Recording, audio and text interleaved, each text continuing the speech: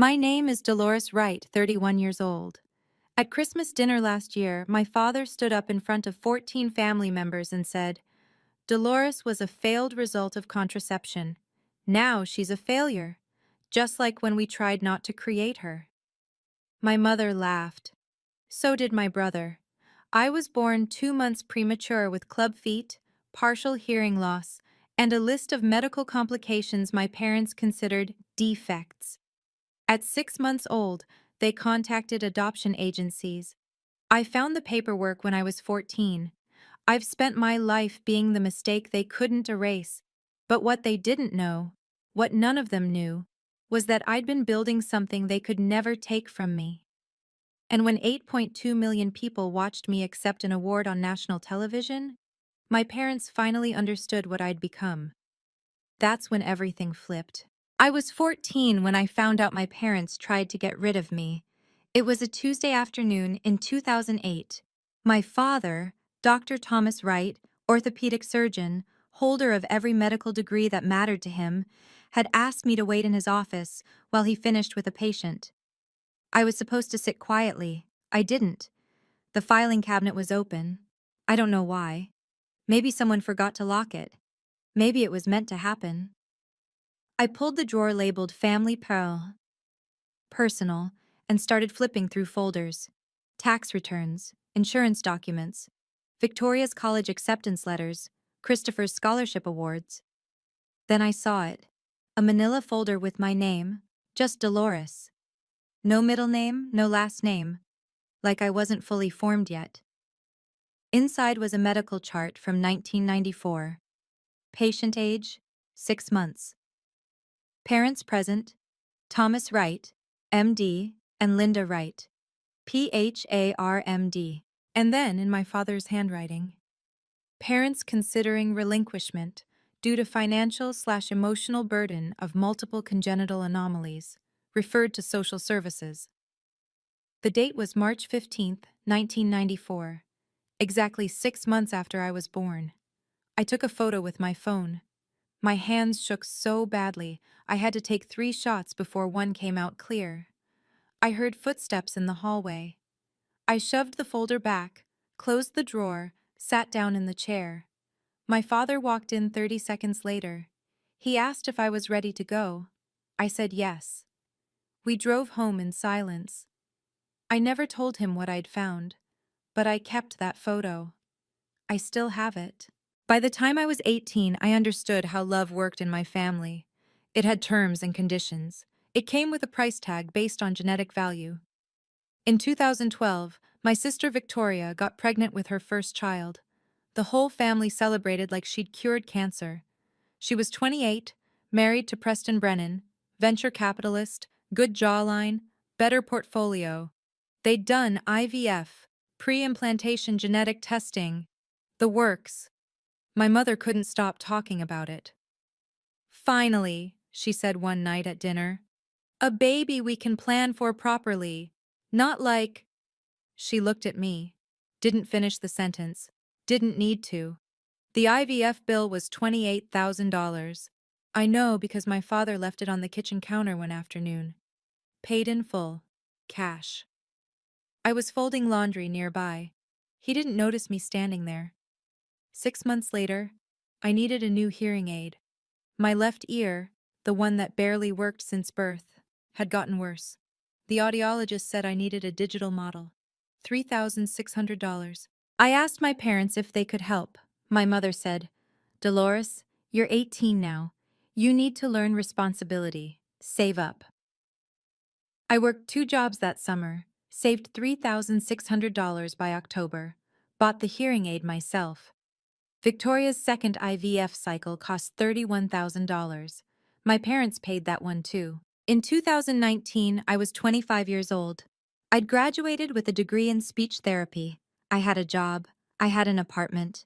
I had a life that functioned, even if my family barely acknowledged it. Every December, my parents sent out a family Christmas card. Glossy cardstock, professional photos, the kind people put on their refrigerators. I'd never been in one. That year, I decided to ask. I sent my mother an email on November 10th. Hi, Mom. Can I be in this year's photo? I'd love to be part of the family card for once. She replied 6 days later. We've already done the shoot. Maybe next year. The cards arrived in mid-December. My neighbor got one. She showed it to me over coffee, thinking I'd want to see it. There was Victoria with Preston and their 2 kids. Christopher with his wife Amanda and their daughter. My parents in the center looking proud. Everyone smiling in matching cream sweaters against a neutral backdrop. The caption read, Our beautiful family, 3 generations of excellence. I wasn't in the photo. I wasn't mentioned. I didn't exist. My neighbor asked why I wasn't included. I told her I'd been busy with work. She believed me. I went home and looked at that card for a long time. I didn't cry. I'd learned by then that crying didn't change anything. I just thought, one day, I'll build a family that actually wants me in the picture. I didn't know how, but I was going to find out. The first time I heard about Benjamin Torres, I was sitting in a church basement on a Thursday night in late 2019. I'd been attending a disability support group for 6 months, not because I needed help. I'd figured out how to live with my hearing loss and the limp from my club feet years ago. I went because I wanted to understand something. I wanted to know if other people had felt what I'd felt growing up. They had. That night, a woman named Janet stood up. She worked for the county foster system. She looked tired. We have a boy, she said. 10 years old, Moebius syndrome, facial paralysis. He's been in 8 different foster homes in the last 5 years. Every family sends him back. They say he's too hard to look at. She pulled out a photo, passed it around the circle. When it reached me, I stared at it for a long time. Benjamin had dark hair and eyes that looked older than 10. His face was still. No expression. The syndrome meant his facial muscles didn't work the way they should. He couldn't smile, couldn't frown, couldn't show what he felt. I saw myself in him. Not the same condition, but the same look, the one that said, I've learned not to expect anything from anyone. I raised my hand. I want to meet him, I said. Janet looked at me carefully.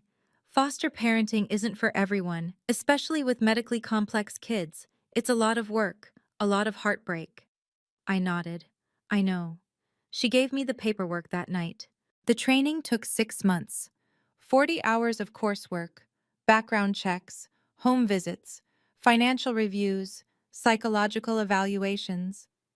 I worked my regular job as a speech therapist during the day, took training classes 3 nights a week, spent weekends preparing.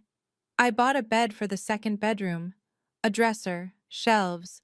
I painted the walls blue because the intake coordinator said Benjamin liked blue. I filled the closet with clothes in his size, organized my speech therapy tools in labeled bins so he could use them if he wanted. I spent $1,850 from my savings. It was most of what I had. The final home visit was on March 7th, 2020. The social worker walked through my apartment, checked every room, asked questions about my support system. She asked for a family reference. I gave her Pastor William Brooks from the church. I didn't list my parents. The social worker didn't ask why. 3 hours later, she called. You're approved. Benjamin was scheduled to move in the next day. He arrived at 2 p.m. with everything he owned in a black garbage bag. Janet brought him to the door. He stood behind her, not making eye contact. He was small for 10. His face was completely still. Benjamin, Janet said gently, this is Dolores. This is your new home. He looked at the floor. I knelt down so we were at the same height. Hi, Benjamin. Your room is the blue one. Do you want to see it? He nodded once. I showed him the bedroom. He set the garbage bag on the floor, looked around, didn't touch anything. Which room is mine? He asked. His voice was flat, practiced. And when do I leave? My chest tightened. This one's yours, I said. And you're not leaving, you're staying. He didn't respond, just stood there. Janet left an hour later. I made dinner, spaghetti. Benjamin sat at the table and ate in silence, didn't look up once. That night, I heard him crying in his room, soft, muffled. The kind of crying you do when you don't want anyone to know. I didn't go in. I knew he needed space. On day 3, I made pancakes for breakfast. Benjamin came out of his room and sat at the table. I put a plate in front of him. He looked at me for the first time. "When are you sending me back?" he asked. I set the spatula down, looked him in the eye. "Never," I said. He stared at me. Testing. "I mean it," I said. "You're not going anywhere. This is home now." His face didn't move. Couldn't. But his eyes filled with tears. He cried for the first time in 2 years. I sat next to him and didn't say anything. Just let him cry. Later he whispered, "Okay." That was the moment I knew. I wasn't just fostering a kid. I was building a family. I called my mother 2 days after Benjamin moved in. I thought, maybe foolishly, that she'd understand. That she'd see I was doing something good. "Mom," I said, "I have some news. I became a foster parent. I have a 10-year-old boy living with me now." There was a long pause. "A foster child?" she said slowly. "Dolores, why would you do that?" "Because he needed someone," I said. "He's been rejected by 8 families. He has Moebius syndrome, facial paralysis. No one wanted him." Another pause. Longer this time. "A facially deformed child?" Her voice went sharp. "Dolores, you have your own issues. Why would you take on more defects?" I felt something crack inside me. Clean. Final. "He's not defective, Mom. He's a kid." "Don't bring him to family events," she said. "I mean it." The call lasted 4 minutes and 32 seconds. I remember because I looked at the clock when it ended. I sat on the couch for a long time after that. Benjamin was in his room doing homework. He didn't know what had just happened. I decided he never would. 2 nights later, my phone buzzed at 11:47 p.m. It was my mother. The message said, "You're choosing broken strangers over your own blood. Don't expect us at your funeral." I read it 3 times, took a screenshot, saved it to a folder on my phone I labeled Receipts. Then I typed back. Noted. The message showed as delivered. She never opened it. The next morning, I woke up and checked my phone. My father had blocked my number. I tried calling. It went straight to a generic voicemail. I wasn't surprised, just confirmed. "Cut us off too. I'm sorry." I stared at "cut us off too. I'm sorry." I stared at the message for a long time. Then I unfriended her on Facebook. Christopher didn't text, didn't call, just nothing. I sent him a message asking if we could talk. It showed as seen within 5 minutes. He never replied. I unfriended him too. That week, I deleted every family photo from my phone, unfollowed my parents on social media, removed their contact information from my emergency forms. Benjamin noticed. He was sitting at the kitchen table one evening, coloring. He looked up at me. "Why don't you have family photos?" he asked. I sat down next to him. "I do now," I said. "You're in them." He went back to coloring, but I saw something shift in his face. A kind of relaxation, like maybe he was starting to believe me. I lost a family that never claimed me, but I was building one that would. In August 2021, I got a call from Janet. "We have a girl," she said, 8 years old, club feet, scoliosis. She's been in the system since she was 4. Her birth parents surrendered her when the medical bills got too high. I felt something twist in my chest. Club feet, like me. "What's her name?" I asked. "Hannah Jones." I met her 3 days later. She was small, quiet. She walked with a limp, the same one I'd had before my corrective surgeries. She had brown hair in 2 braids, and eyes that didn't trust anything. The social worker left us alone for a few minutes. "Hi, Hannah," I said. "I'm Dolores." She looked at my feet, then at hers. "You walk like me," she said. "I do," I said. "I was born with club feet too." Her eyes widened. "Did they fix yours?"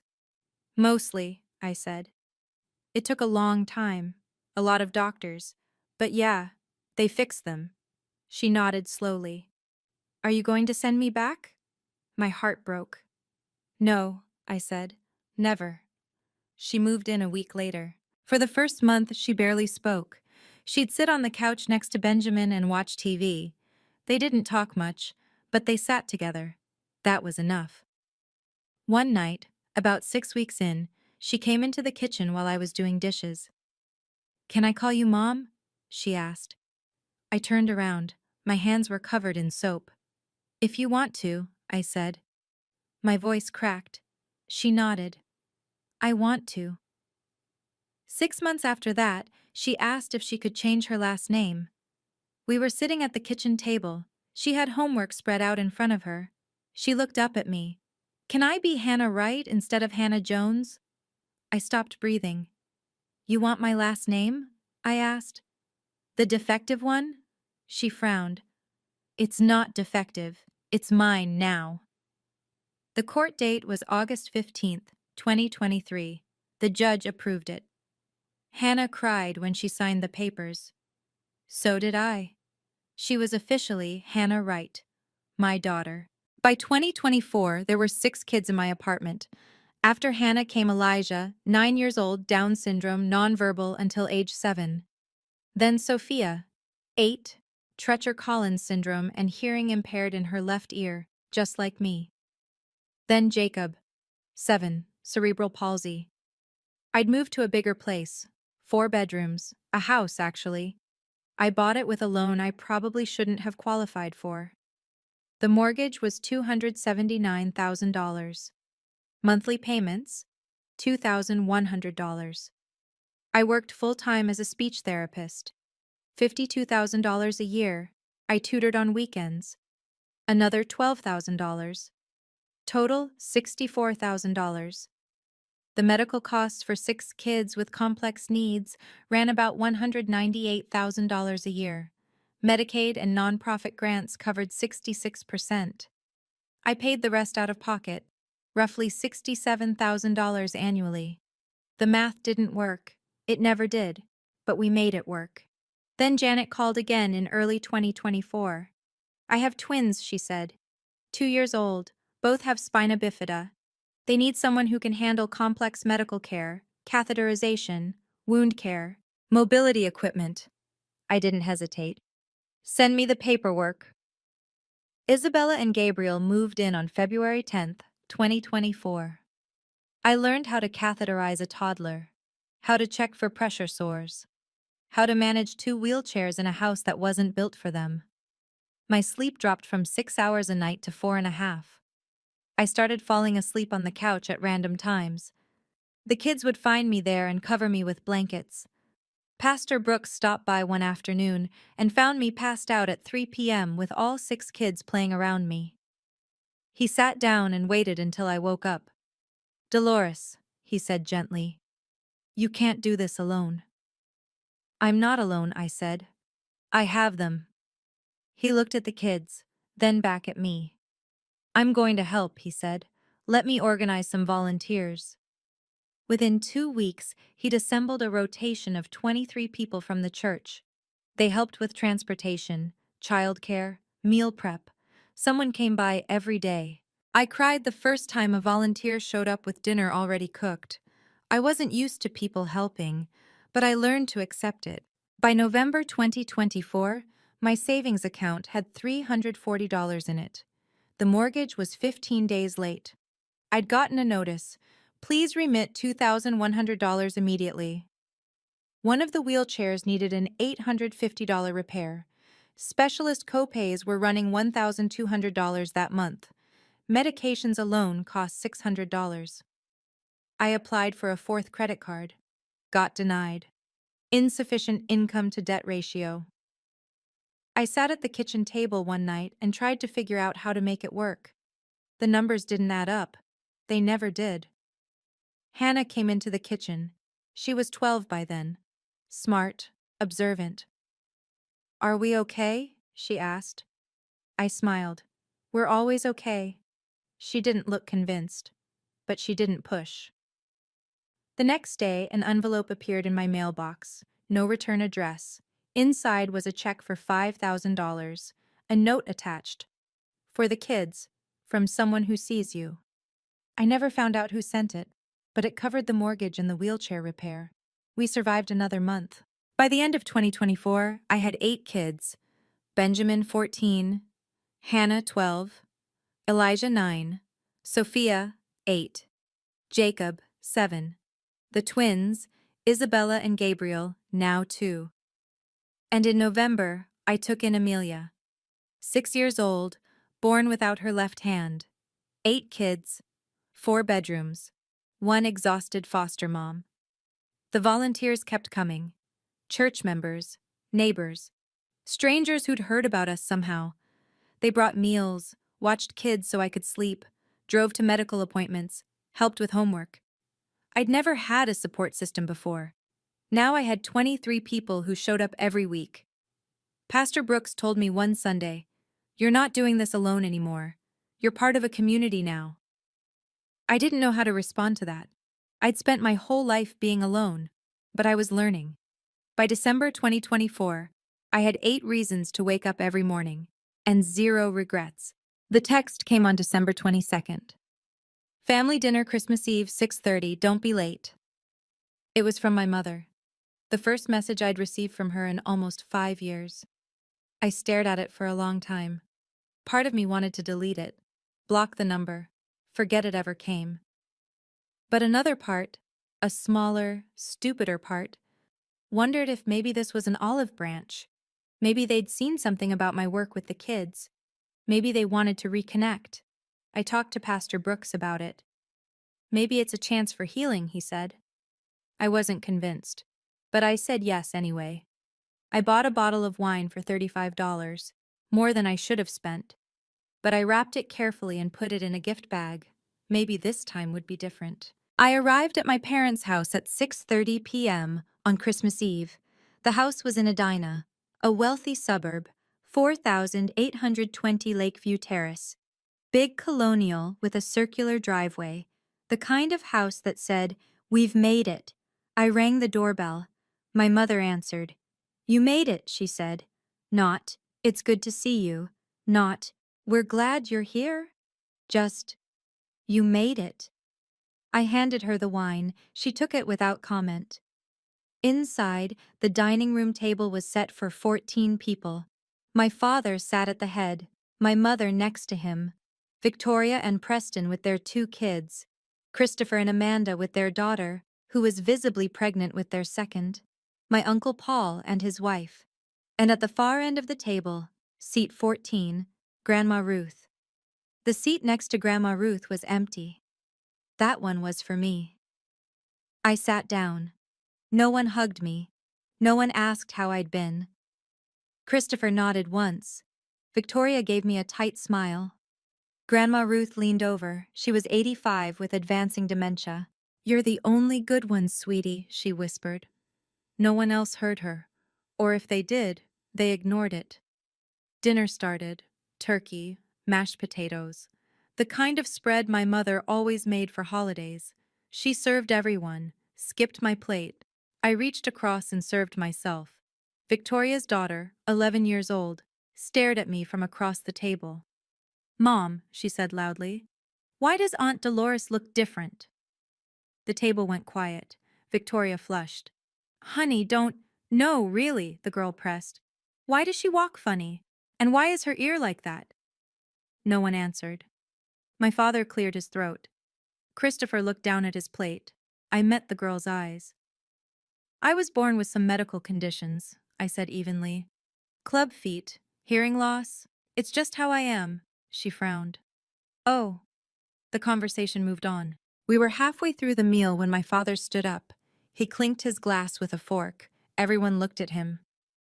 "I'd like to make a toast," he said. I felt something cold settle in my stomach. "At Christmas dinner," my father said, smiling, "let's be grateful for family." Though Linda and I joked that Dolores was a failed result of contraception, a few people laughed, nervous, uncertain. I mean, now she's a failure, just like when we tried not to create her. 8 people laughed. 3 looked down. Christopher sat silent. Victoria's face went pale. Grandma Ruth looked confused. My mother was smiling. Christopher leaned back in his chair. At least if contraception fails now, he said, there's better options. He meant abortion. Everyone knew it. More laughter. Louder this time. I set my fork down, slowly, carefully. I looked at my father. He was still smiling. I stood up. Interesting joke, Dad, I said. My voice was calm, steady. Merry Christmas. I walked to the door, grabbed my coat. Grandma Ruth called after me. Sweetie, where are you going? No one answered her. I walked out, got in my car, drove 40 minutes back to my house. I arrived at 8:15 p.m. The babysitter was on the couch with all 8 kids watching a movie. They looked up when I walked in. Sophie, 9 years old, Down syndrome, ran to me. Mama D, she said. Did they love you? I knelt down, hugged her. Not the way you do, baby, I said. That night, I lay in bed and stared at the ceiling. I didn't cry. I was done crying over them. But I made a decision. If they ever came back, they'd find a different version of me. One they didn't recognize. One who'd learned her worth somewhere else. I blocked my parents' numbers on January 2nd, 2025, deleted the few remaining photos I had of them, removed them from every emergency contact form, erased them. Benjamin noticed. Are we enough for you? He asked one morning at breakfast. I looked at him, then at Hannah, Elijah, Sophia, Jacob, the twins, Amelia. You're everything, I said. He nodded, went back to his cereal. 2 weeks later, I did something I'd never done before. I went to therapy. The session cost $180. I paid out of pocket, didn't have insurance that covered it. The therapist, a woman in her 50s with kind eyes, listened to everything. The chart, the Christmas card, the dinner, the text. When I finished, she leaned forward. Have you considered, she said carefully, that their rejection freed you? I stared at her. You've built an entire life, she continued. A family, a purpose. You did that without them. Maybe you needed to be cut loose to become who you are. I thought about that for a long time. Maybe she was right. In May 2025, Hannah started complaining about back pain. We went to the doctor, got x-rays. The scoliosis had progressed. Her spine had curved from 38 degrees to 52 degrees. Surgical threshold was 50. She needs a specialist, the doctor said. I recommend Dr. Thomas Wright at Midwest Orthopedic. He's one of the best in the region. My father. I sat very still. Who else? I asked. The doctor listed 2 other names. But the wait list is about 8 months. Dr. Wright could see her in 3 weeks. I looked at Hannah. She was 12, in pain. We'll take the wait list, I said. Hannah's curve hurt her every day. But I couldn't. I just couldn't. On November 8th, 2025, I got an email. Subject, CNN Heroes, 2025. Nomination. I almost deleted it, thought it was spam, but I opened it. Dear Ms. Wright, you have been nominated for CNN Heroes 2025 by Pastor William Brooks. We would like to learn more about your work with medically complex foster children. I read it 3 times. Then I showed the kids. They screamed. All 8 of them. Sophie cried. Benjamin smiled. The first real smile I'd ever seen from him, even though his face couldn't move much. Mama D's famous, Elijah shouted. The interview process took 3 weeks. Camera crews came to the house November 18th through 20th. They filmed everything. Morning routines, therapy sessions, dinner. They asked if they could interview my family. I don't have one, I said, except these 8. The producer paused. What about your parents? Siblings? No contact, I said. By their choice. She made a note, didn't push. But later, I found out. CNN invites family anyway. Standard protocol for human interest stories. They'd sent invitations to my parents, to Victoria, to Christopher. I didn't know that until later, much later. December 15th, 2025, Madison Square Garden, New York City. I arrived at 2 p.m. The producer met me at the stage door. "Hair and makeup is ready," she said. "We'll get you prepped. The show starts at 7. I followed her backstage. Everything was huge: lights, cameras, people rushing everywhere. They sat me in a chair, started on my hair, my makeup. I looked at myself in the mirror. I barely recognized the person staring back. At 5 p.m., the producer came back. "Small heads up," she said. "We invited your family. Standard protocol for stories like yours. They're in the audience." My stomach dropped. "Who?" I asked. "Your parents, your siblings. We gave them seats in row 12. I couldn't breathe. "I didn't approve that," I said. "It's policy," she said gently. "Family stories need family present.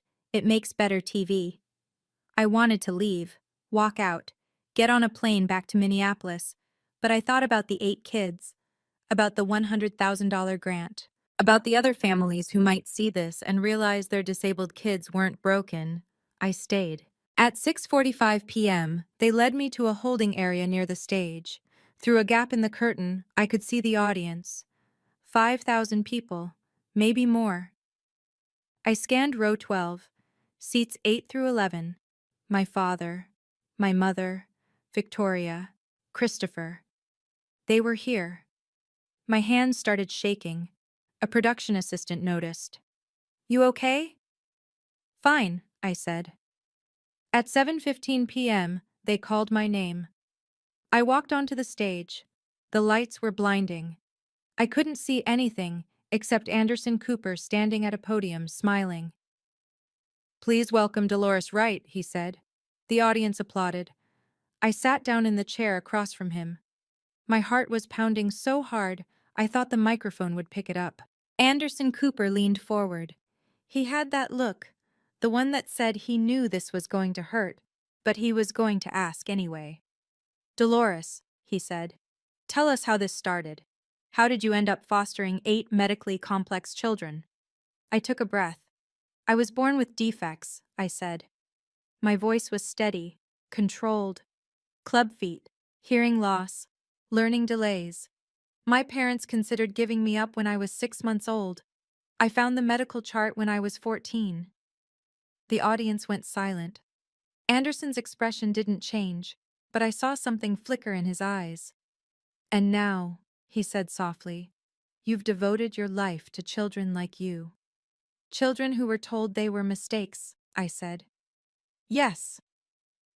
The camera cut away. I knew, I could feel it, that it was showing my parents. I didn't look at them, kept my eyes on Anderson. "What made you decide to become a foster parent?" he asked. "I met a boy named Benjamin," I said. He'd been rejected by 8 families because of his facial paralysis. No one wanted to look at him. I knew what that felt like. Anderson nodded. "And now you have 8 children." "8 miracles," I said. Anderson smiled. "Well, Dolores, we have a surprise for you." I tensed. I hate surprises. The curtain behind me opened. I turned around. All 8 kids walked onto the stage. Benjamin, Hannah, Elijah, Sophia, Jacob, Isabella, Gabriel, Amelia. They ran to me. I stood up. They piled into my arms. I couldn't breathe, couldn't think, just held them. Elijah, 9 years old, Down syndrome, grabbed the microphone. "Mommy Dolores says we're not mistakes," he said into the mic. His voice was loud, clear. "We're miracles." The audience exploded, standing ovation. It lasted 2 minutes and 15 seconds. I know because I counted. I needed something to focus on besides the tears running down my face. I looked at the kids, all 8 of them, my family. Then I looked at row 12. My mother was crying. My father's face was frozen.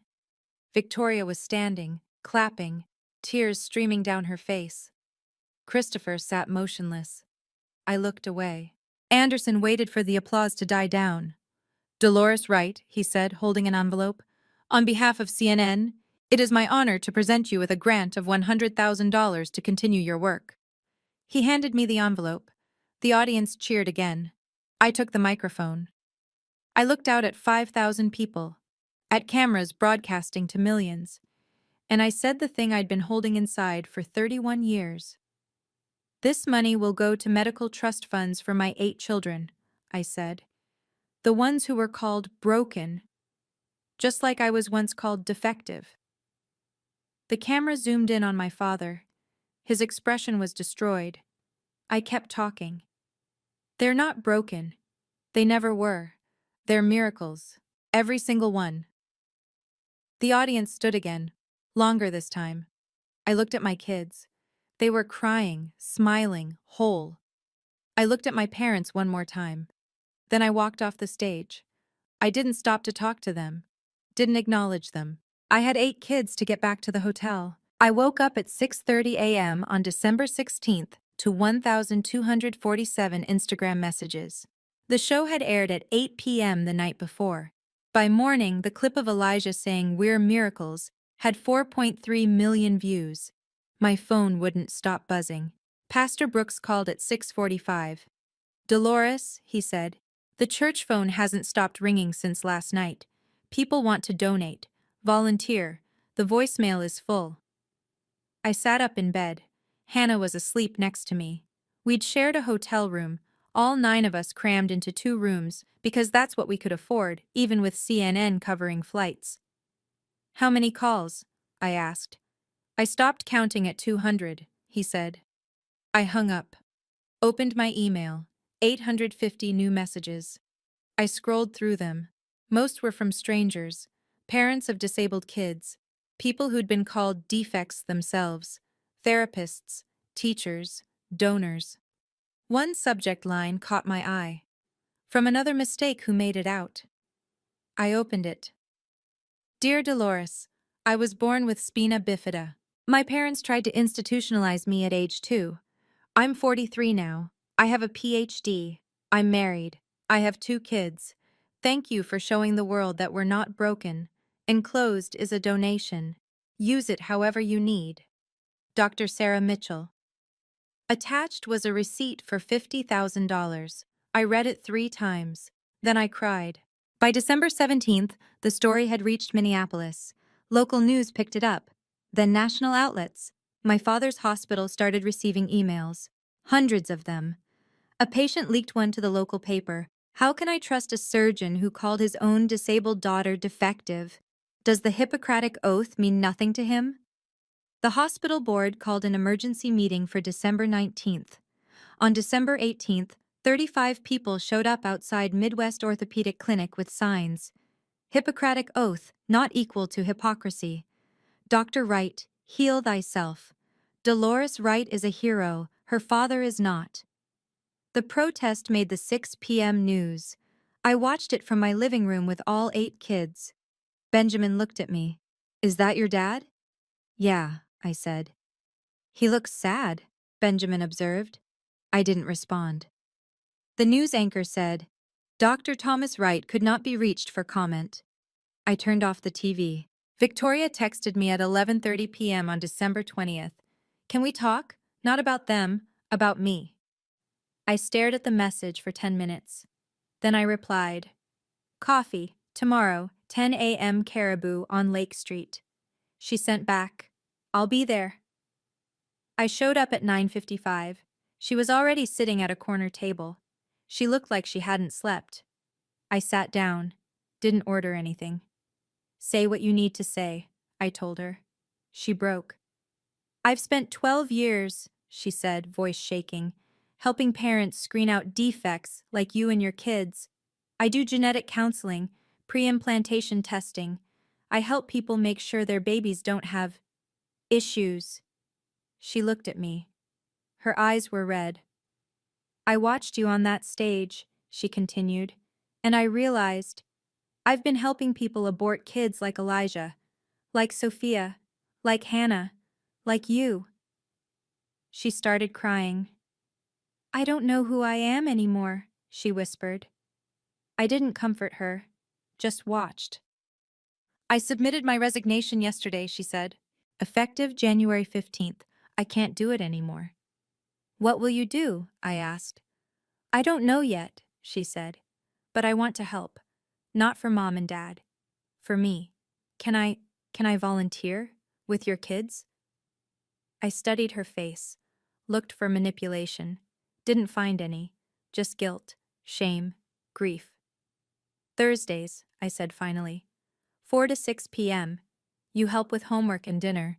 You don't get to be their aunt. You're just Victoria, a volunteer. If the kids like you, maybe that changes. But not yet. She nodded. Thank you. I stood up. Don't thank me. Show up. Consistently. Then we'll see. I left.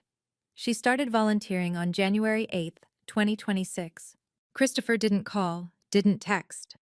On December 22nd, he posted on LinkedIn, "Family is complicated, values matter, grateful for the people who show us what integrity looks like." Generic, vague, no mention of me. I screenshot it, added it to my receipts folder. A mutual friend texted me later. Christopher told me privately he's ashamed but doesn't know how to fix it.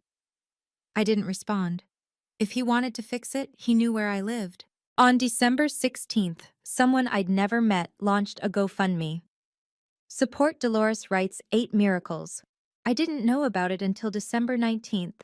Pastor Brooks showed me. $215,000 raised in 3 days. By December 24th, $680,000. 12,400 donors. Most gave $25 or $50. Some gave thousands. The top donor was anonymous. $50,000. The note said, "From another defective child who made it out. Thank you." The same person who'd emailed me. I sat at my kitchen table and cried for 20 minutes straight. The kids thought something was wrong. Hannah hugged me. "We're okay, Mama D," she said. "We're okay." I nodded. "I know, baby. These are good tears." December 24th, 2025, 5:30 p.m. Christmas Eve. Exactly 1 year after the dinner. The doorbell rang. I was in the kitchen with all 8 kids. We were making cookies, flour everywhere, music playing. I opened the door. My father and mother stood on my porch. My mother's face was blotchy from crying. My father looked like he'd aged 10 years in 10 days. "Dolores," my father said. His voice was hoarse. "We need to talk. It's about Hannah." I looked at them for a long moment. Then I said, "Not today." I closed the door. They knocked again. I didn't answer. They knocked a third time. Benjamin came into the hallway. "Who is it?" "No one important," I said. We went back to making cookies. I let them in on December 25th at 10 a.m. The kids were at Pastor Brooks's house. I'd arranged it the night before. I didn't want them to see this. My parents sat on the couch. They looked around. Photos everywhere. All 8 kids. School pictures. Candid shots. Art projects on the fridge. A wall calendar with medical appointments color-coded. No photos of them. No photos of Victoria or Christopher. My mother's eyes landed on the coffee table. There was a folder sitting there, labeled Receipts. I'd left it there on purpose. "Coffee?" I asked. They shook their heads. I sat in the armchair across from them. Didn't offer pleasantries. "You said this was about Hannah," I said. My father cleared his throat. "We saw the broadcast. We had no idea you felt—" "Stop," I said. He stopped. I leaned forward. "You don't get to rewrite this," I said. "You know exactly how I felt. You've known since I was 6 months old." My mother started to cry. I didn't react. "We want to make this right," my father said. "Hannah needs spinal surgery. I'm one of the few surgeons in the Midwest who can do it. I want to help. No charge." There it was. "Convenient timing," I said. "It's not about PR," he insisted. "She's my granddaughter." First time he'd ever called her that. I opened the folder. I pulled out the first document, the medical chart from 1994. Parents considering relinquishment due to financial/emotional burden of multiple congenital anomalies, I read aloud. Referred to social services. March 15th, 1994, 6 months old. I showed it to them. My father looked away. I pulled out the second receipt, a screenshot of a text message. You're choosing broken strangers over your own blood. Don't expect us at your funeral. I looked at my mother. You sent that at 11:47 p.m. on March 12th, 2020. She was sobbing now. I pulled out the third receipt, a Christmas card. Our beautiful family, 3 generations of excellence. I held it up. December 2019. I'm not in this photo. I asked to be included. You said you'd already done the shoot. I set them all on the coffee table. You documented your rejection, I said. So did I. My father finally spoke. We were wrong. We know that now. Do you? I asked. Or did 2 million people watching me on TV make you realize it? Silence. I can do Hannah's surgery, my father said quietly. Please let me help my granddaughter. Hannah needs spinal fusion, I said. Scoliosis at 52 degrees. You're one of 5 surgeons in the Midwest qualified to do it. Yes, I know. I leaned back. But this isn't about Hannah, is it? I said. This is about your reputation, your legacy, the hospital board, the protesters outside your clinic. My father's jaw tightened. You want to fix this, I continued, by fixing her, publicly, so everyone sees. Dr. Wright isn't a monster. Look, he's helping his disabled granddaughter. PR gold. That's not, he started. Isn't it? I cut him off. My mother looked up. If we agree to whatever you want, can we see the kids? I almost laughed. That's not up to me, I said. It's up to them. They're people, not props for your redemption arc. I stood up, walked to the window. If you want to be part of their lives, I said slowly, here's what happens. I turned to face them. 1. You establish a $500,000 endowment fund at Children's Minnesota, not a trust for just my 8 kids, a fund for any disabled foster child who needs surgery, ongoing, permanent. My father opened his mouth. I held up a hand. 2. You both enroll in a 12-month restorative justice program facilitated by disability advocates. You'll listen to families, to disabled adults. You'll sit in circles and hear what you've done, what people like you have done. My mother was shaking her head, but I kept going. 3. You mentor 3 young orthopedic surgeons per year in pro bono disability cases. You share your skills. You teach them to see these kids as worth saving. I paused. 4. Hannah gets to choose. She's 12 years old. If she doesn't want you to do the surgery, you accept that. If she does, you do it quietly. No media. No interviews, no redemption tour. My father stared at me. $500,000 is less than you spent on Victoria's IVF and Christopher's MBA combined, I finished. He closed his mouth. And if we agree to all of this, my mother whispered, can we see them? That's up to them, I repeated. Not me, not you, them. I pulled out my phone, called Hannah at Pastor Brooks's house, put it on speaker. Mama D? Hannah's voice came through. Hi, baby, I said. Grandpa and Grandma are here. They want to talk to you about your surgery. Pause. Grandpa? She said, uncertain. My father leaned toward the phone. Hi, Hannah. I'm a doctor. I can fix your back, if you want. Another pause. I don't know you, Hannah said. Her voice was small but steady. But Mama D says you can help. I can, my father said. His voice cracked. Okay, Hannah said. I'll say yes, but only if you say sorry. I am sorry, my father said immediately. Not just to Mama D, Hannah interrupted. To all of us. Because we're all miracles. Right, Mama D? My throat tightened. That's right, baby. Say sorry to all of us, Hannah said again. My father looked at me, then at the phone. I'm sorry, he whispered. To all of you. I'm so, so sorry. He broke down, completely, sobbing like I'd never seen him cry. My mother reached for him. He pulled away. Hannah was quiet for a moment. Then she said, Okay, thank you. I ended the call. My father sat on my couch crying into his hands. My mother looked at me. What happens now? Now, I said. You wire the $500,000. You enroll in the program. You start the mentorship. And maybe, we see where this goes. I walked to the door, opened it.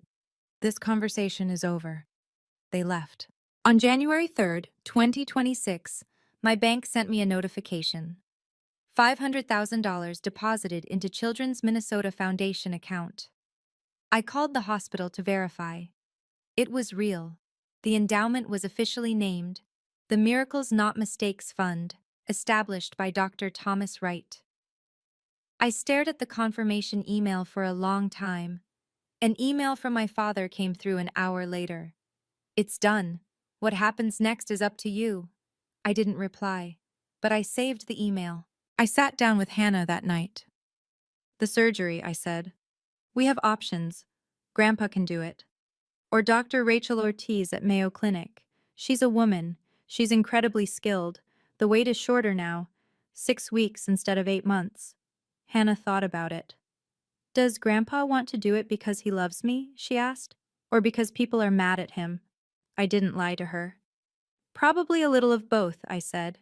She nodded slowly. I want Dr. Ortiz. Why? I asked. Because she's a woman, Hannah said. And because she didn't call you defective. I hugged her. The surgery was scheduled for February 20th, 2026. Dr. Ortiz, Mayo Clinic, 6 to 8 hours. Hannah asked one more question. Can Grandpa visit me after, if he's nice? If he's nice, I agreed. And only if you want him to. Victoria showed up on January 8th at 4 p.m. Exactly on time. She brought coloring books, puzzles, snacks. She sat with Elijah and helped him with math homework, played blocks with the twins, helped me cook dinner. Sophia, 8 years old, Treacher Collins syndrome, hearing impaired, watched her carefully. At the end of the shift, Sophia asked, Are you Mama D's sister? Victoria looked at me. I didn't help her. I'm trying to be, Victoria said quietly. Sophia considered this. Okay, you can try. Victoria stayed an extra hour and a half. I didn't comment on it. When she left, she hugged me at the door. Thank you, she whispered, for letting me try. I nodded. Didn't hug back yet, but I let her come back the next week.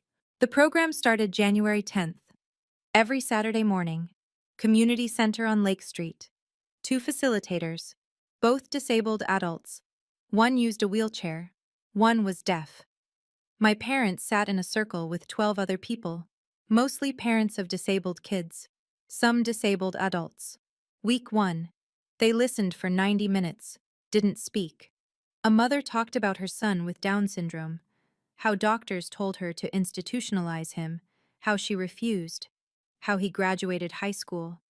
A man in his 40s talked about growing up with cerebral palsy, how his father couldn't look at him, how he became an engineer anyway. My parents sat silent, listening. Week 4. My father spoke. I was taught, he said slowly, that perfection mattered more than people. I taught my kids the same thing. I was wrong. The facilitator asked, What are you doing to repair the harm? I don't know yet, my father admitted, but I'm trying to learn. It wasn't enough, but it was a start. On January 15th, a letter arrived, handwritten, 3 pages, from Christopher. I almost didn't open it, but I did. Dolores, I don't expect forgiveness. I stayed silent when I should have stood up. Silence is complicity. I see that now. I watched the CNN broadcast with my wife and daughter. When you said defective, my daughter asked what that meant. I couldn't explain it to her without admitting what we'd done to you. I'm in therapy now. It's hard, facing what I participated in, what I allowed. But it's not as hard as what you endured. I'm not asking you to let me back in. I just wanted you to know. I see it now. I see you. And I'm sorry. Christopher. I read it twice. Then I put it in a drawer. I didn't reply, not yet, but I kept it. On January 20th, I visited Grandma Ruth in her nursing home. She'd been moved there in late December. Dementia had advanced. She didn't recognize most people anymore. But when I walked in, her eyes lit up. "There's my good girl," she said. I sat next to her bed, held her hand.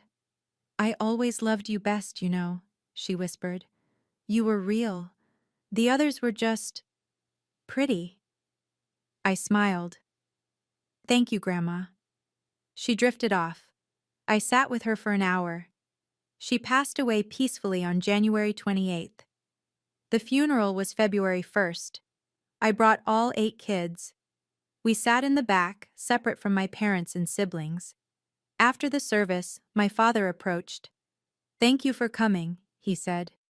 I nodded, didn't say anything else. We left. December 25th, 2026. I hosted Christmas at my house. 25 people, all 8 kids.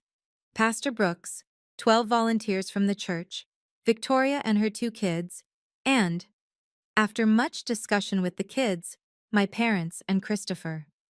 They arrived at 4 p.m., brought gifts, stood awkwardly in the doorway until Elijah ran up and hugged my mother's legs. She looked shocked.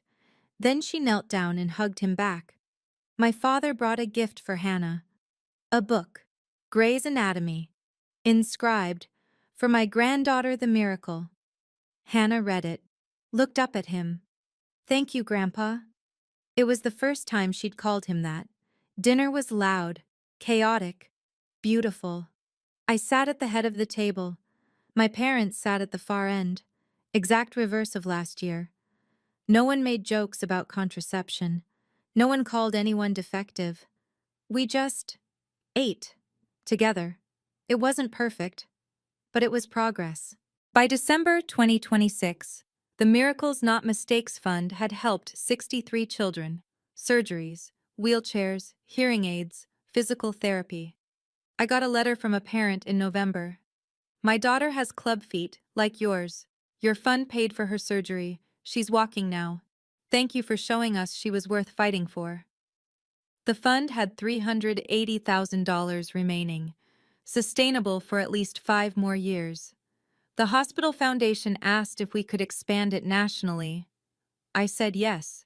Victoria joined a nonprofit in March 2026, Disability Inclusive Prenatal Care. She advocated for parents to get full information, not just statistics.